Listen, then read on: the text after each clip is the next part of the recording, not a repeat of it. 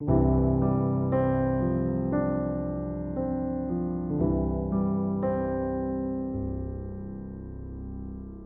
안녕하십니까. 오늘도 하나님을 사랑하는 마음으로 이 자리에 함께 동참하시는 모든 여러분들을 주님의 이름으로 진심으로 환영하고 사랑합니다. 네. 예, 지난 시간 아마도 제가 컴퓨터 박사라는 것 외에는 기억이 안 나시는 분들도 있겠지만 우리는 성숙에 대해서 말씀을 나누었습니다. 그렇게 성숙이란 예수 그리스도에게 자라가는 것이라고 말씀을 드렸습니다. 하나님의 자녀가 되는 것은 거룩을 회복하는 것인데, 이 거룩을 회복하는 길에서 우리는 무언가에 익숙하게 되어서 능숙하게 자랄 수 있다는 것이 사실은 그리스도에게로 자라가는데 가장 큰 장애가 될 수 있다는 것을 말씀드렸습니다.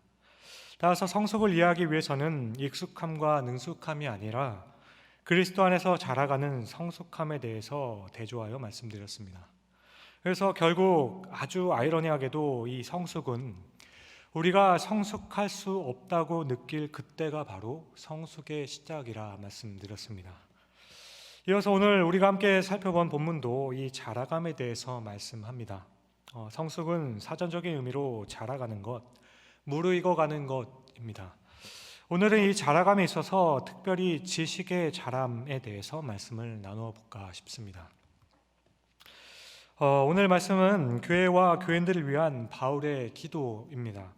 특별히 여기서 9절을 보시면 하나님의 뜻을 아는 것으로 채우게 하시기를 구한다 했고 10절에도 하나님을 아는 것에 자라기를 원한다 말씀합니다.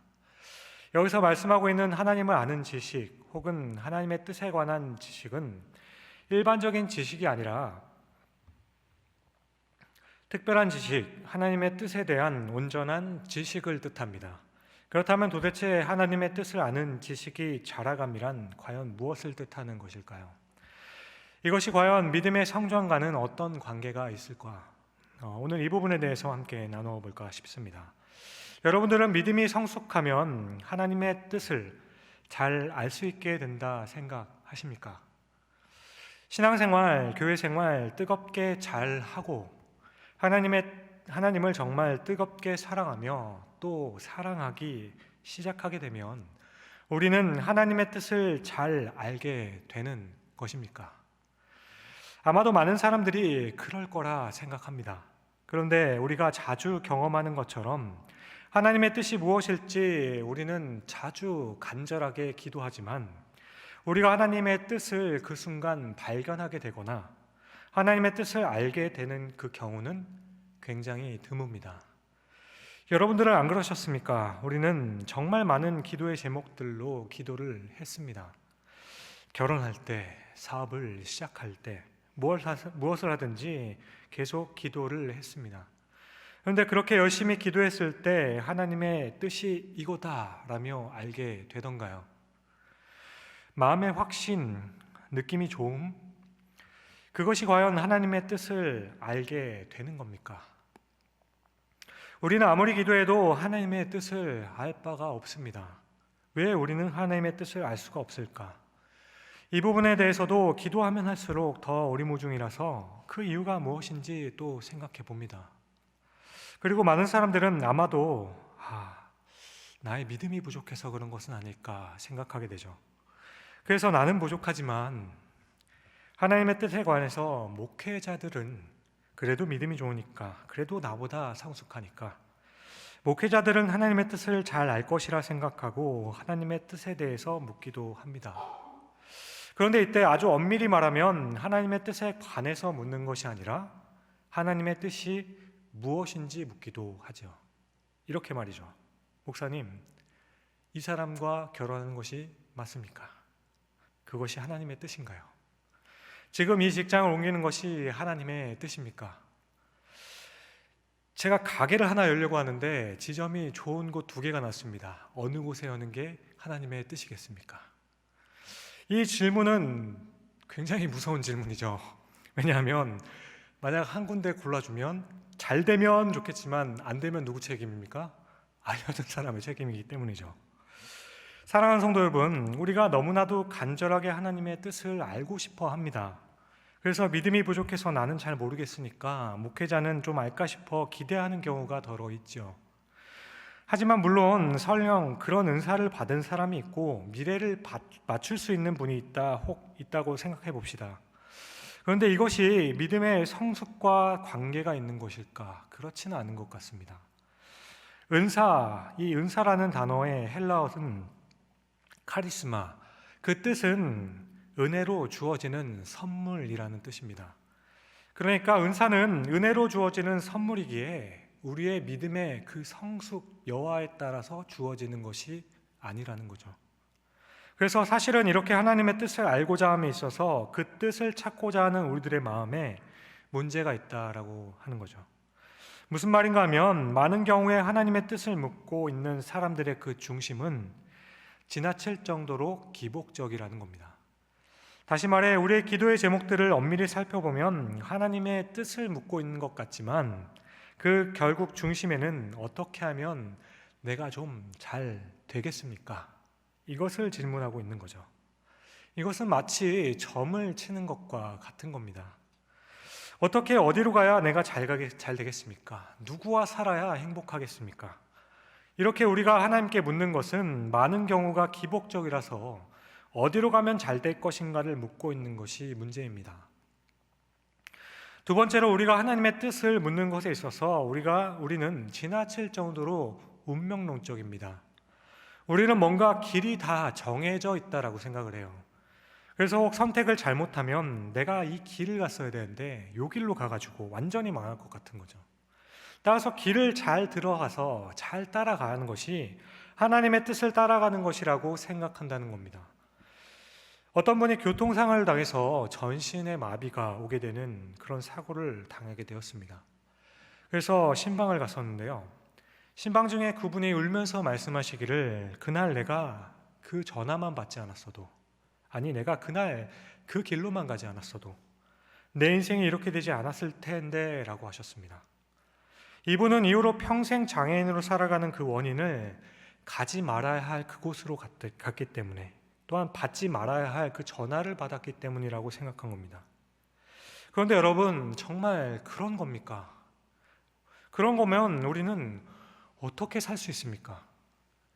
하루하루 살아가면서 하나님의 뜻을 알고 우리가 한 걸음 한 걸음을 떼어내야 한다면 그렇게 하나님의 뜻을 알고 걸음을 옮기실 수 있겠습니까? 아마 한 걸음도 벗어나지 못할 거예요.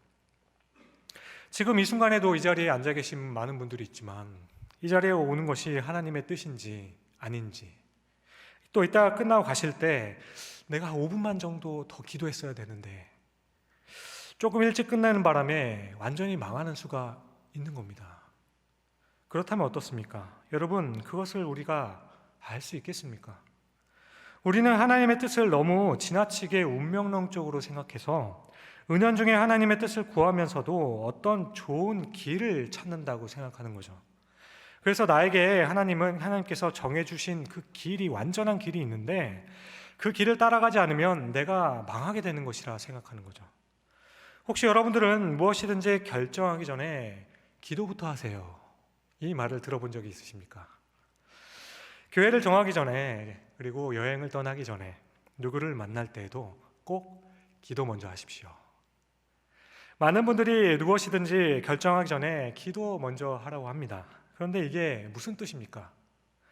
만일 무엇을 하기 전에 기도한다는 것이 하나님께 먼저 묻고 하는 것을 말씀하는 거라면 우리는 많은 경우에 거의 기도를 해도 그 결과 하나님의 뜻을 알 수가 없어요. 그래서 우리가 할 수 있는 기도는 하나님, 제가 이 길로 갈 건데 지켜주시고 보호해 주십시오. 이 정도가 아닐까 싶습니다. 물론 저는 누구에게든지 저에게 물어보시면 기도하고 결정하면 좋겠습니다 라고 말씀드립니다. 그런데 이때 제가 기도하라고 말씀드리는 건 정해진 길을 잘 찾으라는 뜻이 아닙니다. 하나님 앞에서 내 마음을 살펴보길 바란다는 거죠. 과연 이 결정에 과연 욕심이 없는지, 하나님께서 기뻐하시지 않는 일을 하는 것은 아닌지 한 번 더 점검해 보라는 말씀입니다. 여러분, 하나님의 뜻에는 감추어진 뜻과 드러내진 뜻이 있습니다. 여기서 일반적으로 감추어진 하나님의 뜻은 미래에 일어날 모든 일들을 가리킵니다. 개인적으로 생각하면 나의 미래에서 일어날 모든 일들은 다 감추어진 뜻이에요. 그리고 나타난 뜻, 드러난 뜻은 내게 일어난 모든 일들 속에서 그리고 하나님의 말씀 가운데서 깨닫게 되는 것입니다. 그러니까 우리에게 있는 이 모든 아픔이나 어려움들은 모두가 다 드러난 하나님의 뜻입니다. 이것은 우리가 무엇을 잘못 선택했거나 잘못했기 때문이라는 것을 따질 것이 아니에요. 여기서 이제까지 우리에게 일어난 모든 일들은 그 일들이 하나님의 뜻이라는 것은 그것은 이미 이제 드러났다는 겁니다.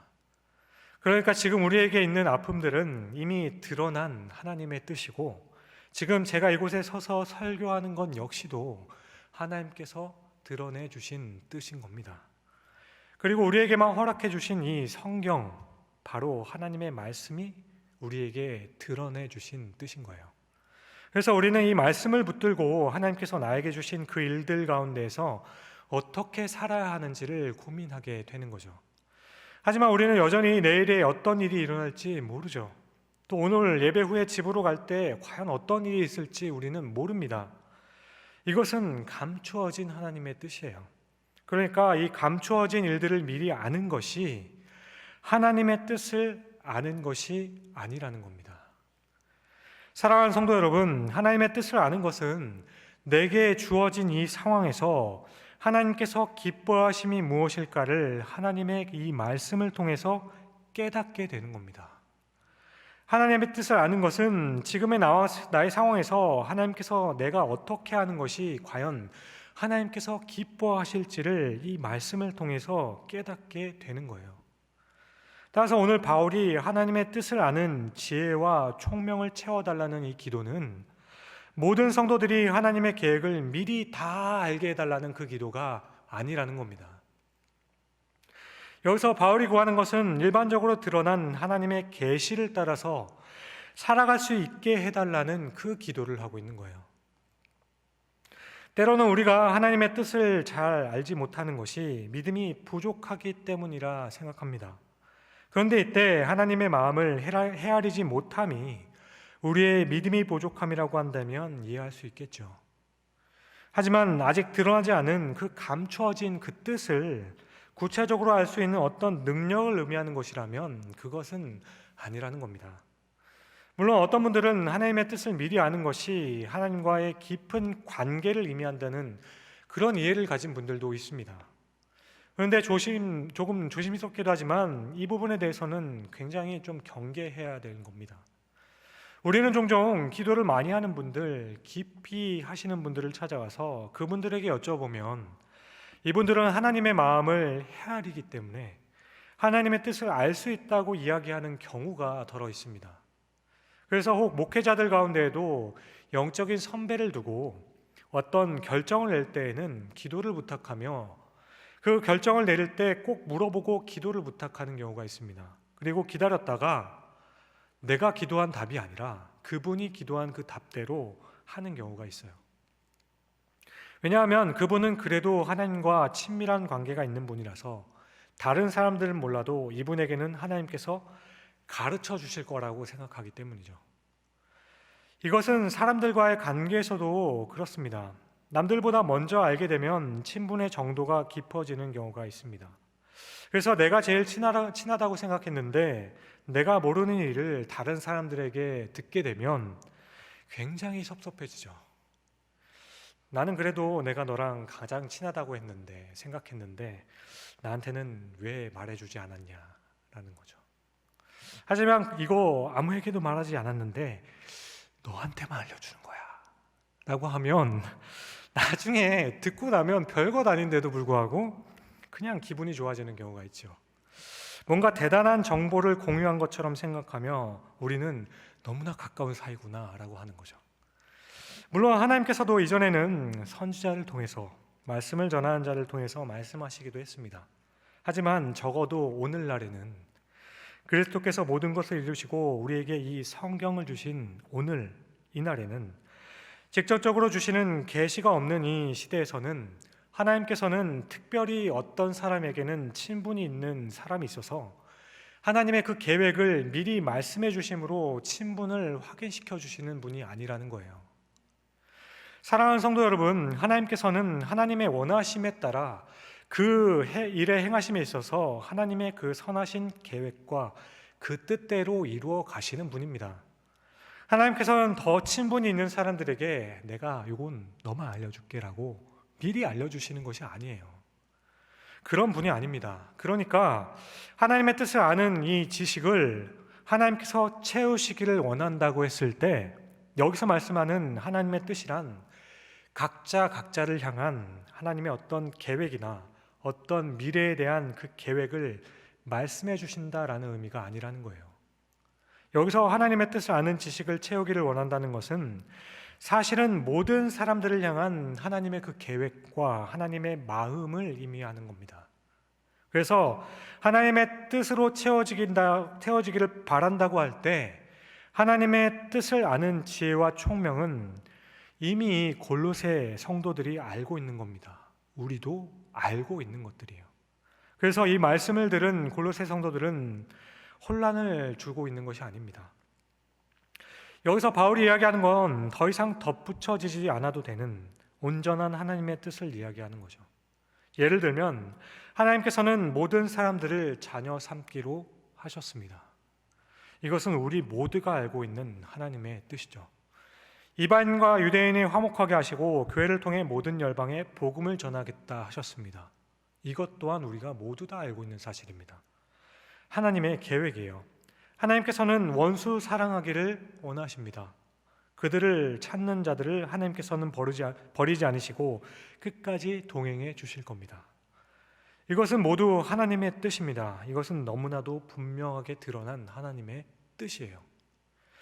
따라서 지금 바울이 구하고 있는 건 그리스도인들의 삶 속에서 그리고 그 생각 속에 이런 하나님의 뜻으로 가득 채워지기를 원한다라는 거예요. 이것은 지금은 알 수 없지만 신비하고 신령한 것을 더 많이 알기를 바란다는 뜻이 아닙니다. 하나님의 뜻을 아는 지식으로 가득 채워지는 것은 바로 이 하나님의 원하심과 이 그 보편적이고 일반적으로 알려져 있는 그 하나님의 마음, 그리고 그 하나님의 계획이 너희들의 마음에 가득 차기를 원한다라는 거예요. 그러므로 바울이 지금 새로운 지식을 구하고 있는 것이 아니라 그리스도 안에서 이미 그들이 지식이 된 그 지식이 그들의 삶을 주관할 수 있게 되기를 원한다라고 이야기하고 있는 겁니다. 다시 한번 그리스도 안에서 이미 그들의 지식이 된 그 지식이 내가 말씀을 통해 깨닫게 되었던 그 진리들이 나의 삶을 주관할 수 있게 되기를 원한다라고 말하고 있다라는 거죠. 그리고 그렇게 그 가운데 선한 열매가 맺어지고 풍성하여지기를 원한다라는 겁니다. 몰랐던 것을 더 많이 알게 되기 원하는 것이 아닙니다. 이미 그리고 지금 알고 있는 그 하나님의 뜻이 너희들 안에 채워지기를 원한다라는 거예요. 그러니까 여기서 말씀하는 지식은 정보적인 지식이 아니라 관계적인 지식을 말하는 겁니다. 여러분, 누구를 안다는 것과 누구에 관해서 안다는 것은 엄청난 차이가 있습니다. 여러분들은 버락 오바마를 아십니까? 버락 오바마는 미국 44대 대통령입니다. 그는 1961년 8월 4일에 출생했습니다. 그의 어머니였던 스탠리 앤 던은 영국계 막 말이 꼬이네요. 영국계 캔서스 출신이고 그의 아버지였던 버락 오바마 시니어는 케냐의 루어라는 부족 출신의 유학생이었습니다. 그 둘은 하와이에 있는 대학교에서 러시아 어학연수 수업을 듣다가 좋아하게 되어서 1961년 2월 2일에 결혼했습니다.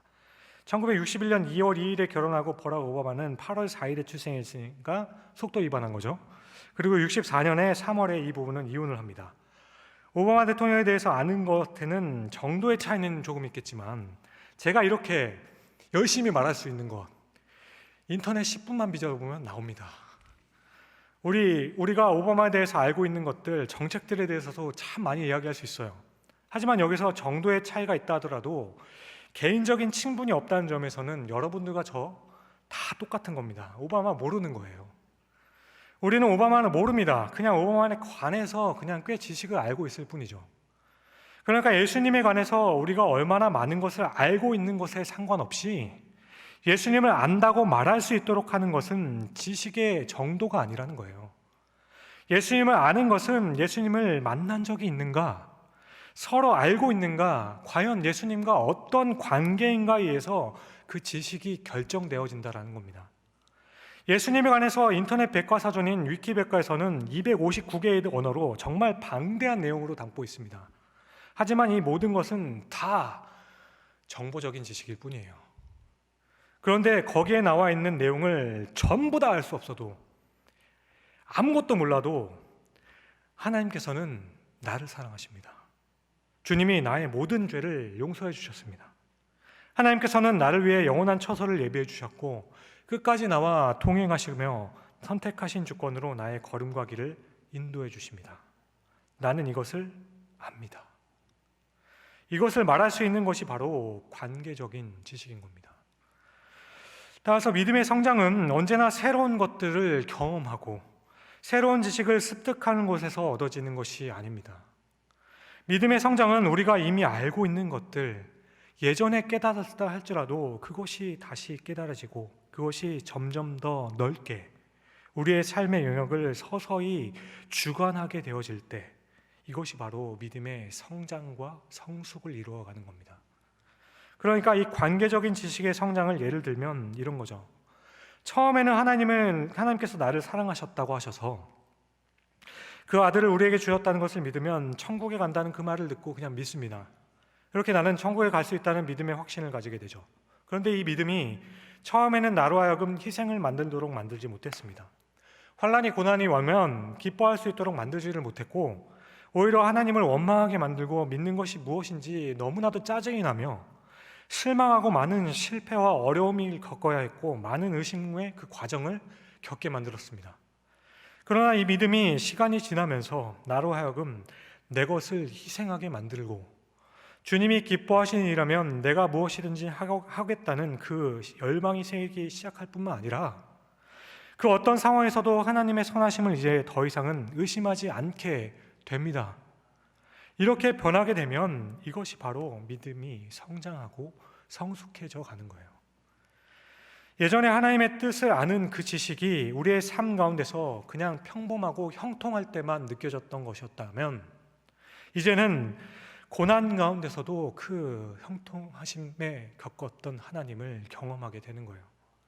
이제는 희생하고 있을 그때에도 하나님을 만나게 되는 겁니다. 이것이 바로 믿음의 성장과 성숙입니다. 이전에는 예배를 드릴 때만 나의 하나님이셨고 그때만 나를 만나주신 것 같았습니다.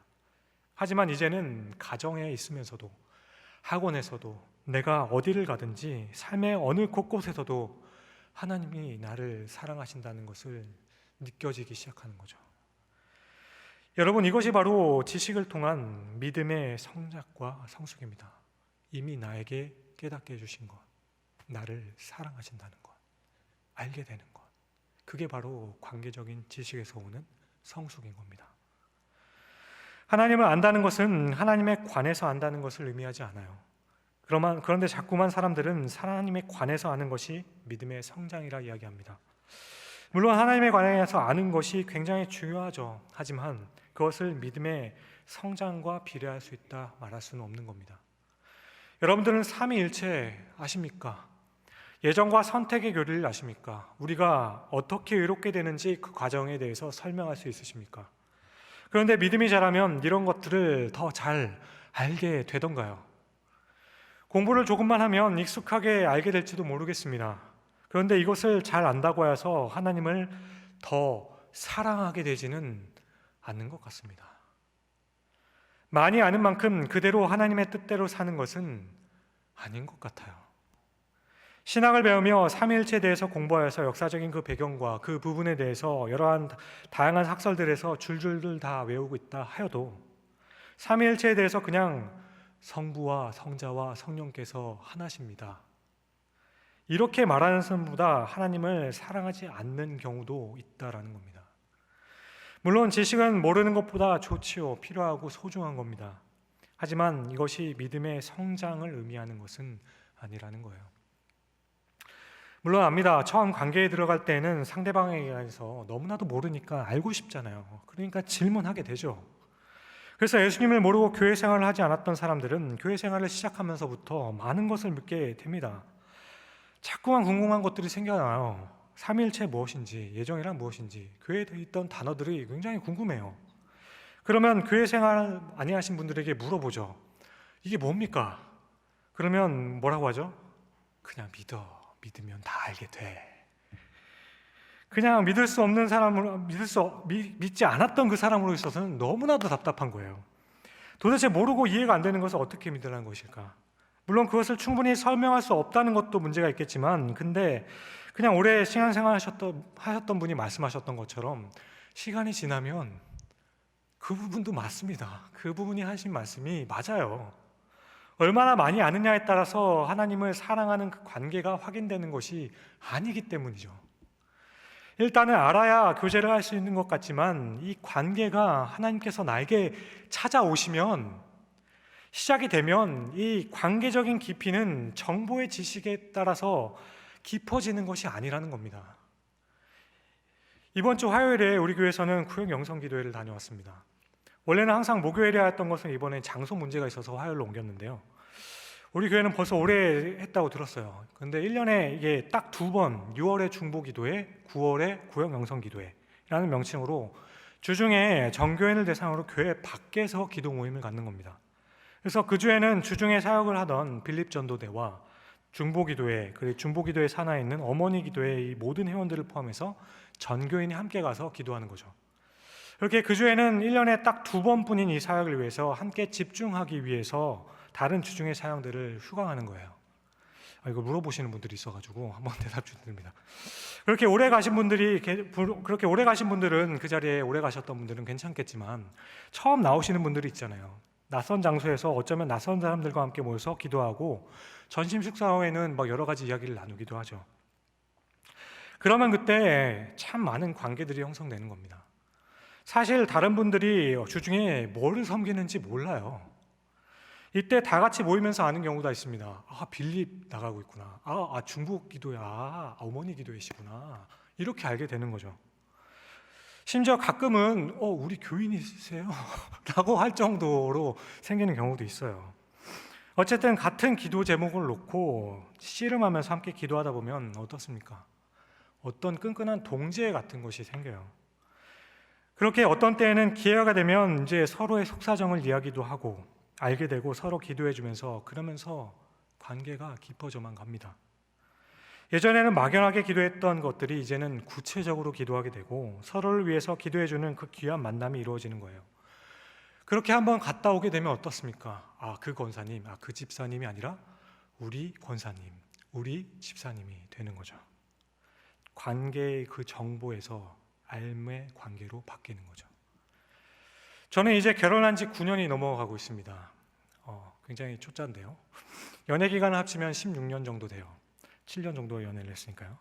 그래서 저는 제 아내에 대해서 얼만큼은 안다고 말할 수도 있고, 그런데 또 얼만큼 모른다고 말지 못한다라고 말할 수도 있습니다. 그런데 이때 제가 아내를 아는 지식이 점점 더 자라가야 한다라고 말한다면 이 말은 결코 더 많은 정보를 얻어야 한다는 것이 아니겠죠. 저는 제 아내가 고등학교 때 몇 반에서 몇 등을 했는지 모릅니다. 안 알려줄 것 같기도 해요. 제 아내의 IQ도 모르고 EQ도 모릅니다. 요즘에는 어떤 것에 관심이 있는지, 무엇을 생각하고 사는지 잘 몰라서 미안하기도 합니다. 더 안다고 해서 좋을 수도 있겠지만 그렇게 나쁠 것은 없다라고 생각을 해요. 적어도 아내와 남편의 관계에 있어서는 그러한 정보가 어떤 결정적인 이유가 되지 않기 때문이죠.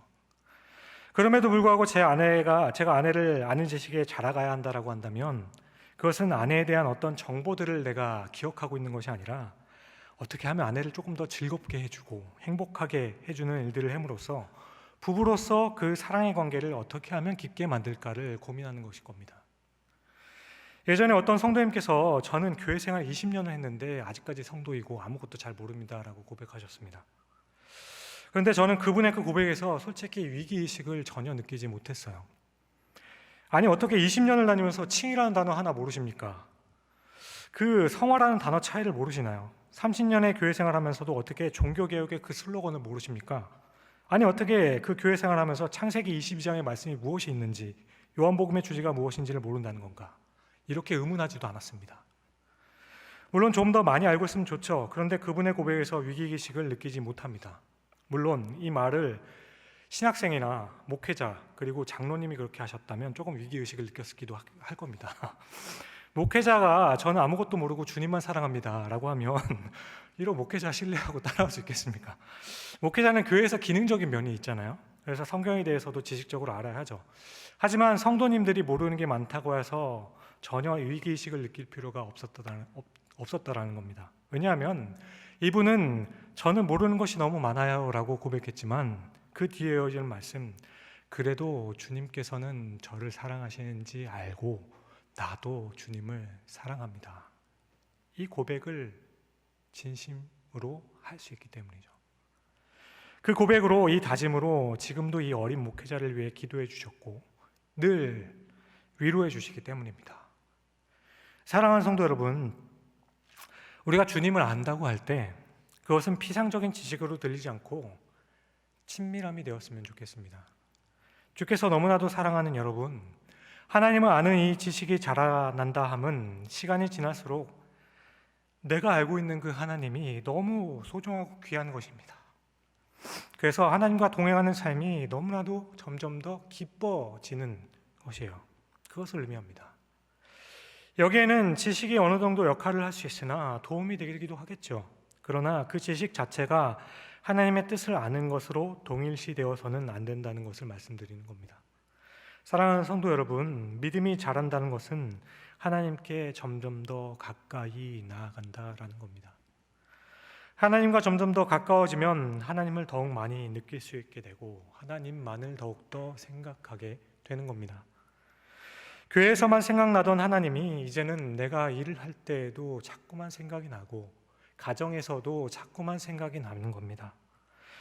어디를 가든지 자연을 보든지 하나님만 생각이 나는 거예요.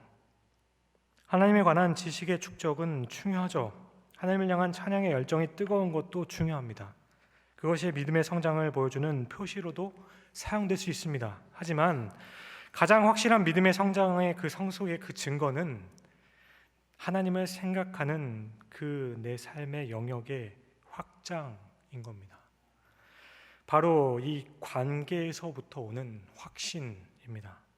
하나님이 더 자주, 더 깊이 느껴지기 시작하는 거예요.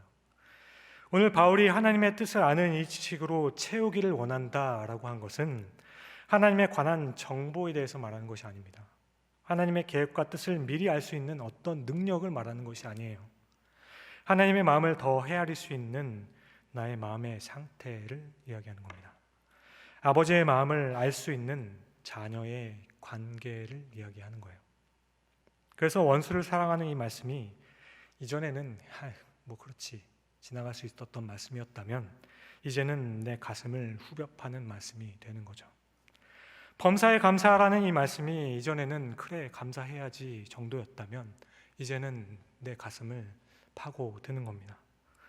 이것이 바로 믿음의 성장과 성숙일 겁니다. 그러므로 여러분, 하나님의 뜻을 아는 이 지식이 우리 안에 계속해서 채워지기를 소원합니다. 이미 우리가 알고 있는 하나님께서 원하시는 그 원하심이 점점 더 내 마음 깊숙한 곳에 깊이 그리고 넓게 자리 잡아가길 원합니다. 우리의 믿음의 성장과 성숙은 단순히 지식의 양에 결정되는 것이 아니에요. 관계가 중요합니다. 그리고 그 관계의 깊이가 깊을수록 결정되는 겁니다. 아무쪼록 오늘 말씀을 기억하며 이제는 주께서 나를 사랑하는 만큼 우리도 주님을 사랑할 수 있게 되기를 주님의 이름으로 축원드립니다. 기도하겠습니다.